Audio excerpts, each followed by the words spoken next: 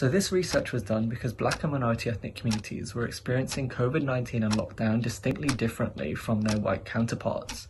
And whilst Black and minority ethnic is a broad term, we wanted to take a more granular analysis into Punjabi communities, specifically with regards to mental well-being. For the questions and areas of interest, we looked at the National Institute of Health Research in the UK, and we developed 4 rough areas of questioning. What is the impact of COVID-19 and lockdown on the mental health of Punjabis with previously identified challenges?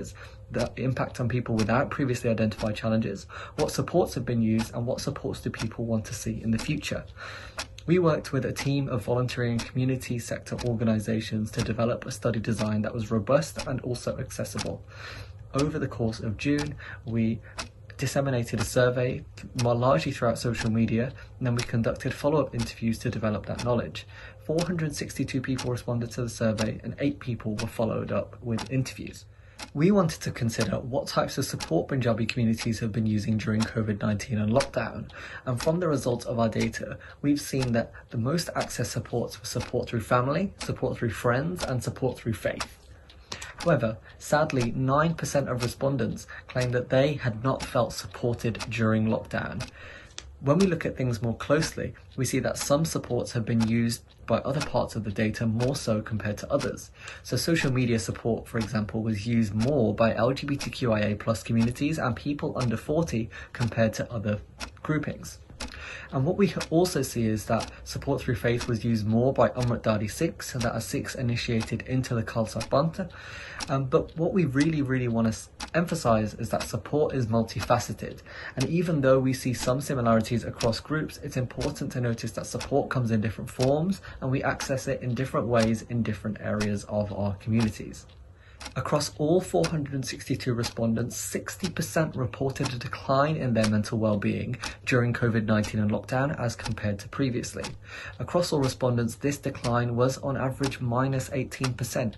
However, it wasn't felt equally across all respondents and subsections. LGBTQIA+ folk, those living with comorbidities, and first-generation migrants, all of whom identified as having previous mental health challenges, were the people most affected, and they reported the largest declines. However, it's also noted that those who haven't experienced previous mental health challenges who also reported above average declines were people under 40 and female identifying respondents. During the report, the most frequently cited difficulties people experienced were fear of the future, occasional low mood, and difficulty sleeping.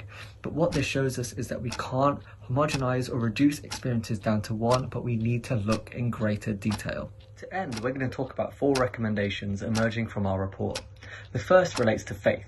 We want to understand and do further research into the role of faith within communities whom have used faith as a point of support during COVID-19 and lockdown.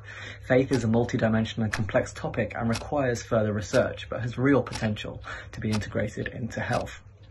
Secondly, we want to ensure that mental health and physical health promotion strategies are better merged together. Whilst there are some spaces where they can be done separately, we believe that there is also a space where they can be done alongside one another. Thirdly, we want to work with communities to actually talk about the determinants of healthcare that go beyond the biomedical model. We want to acknowledge the social, political, and environmental factors that shape health, and particularly mental health outcomes.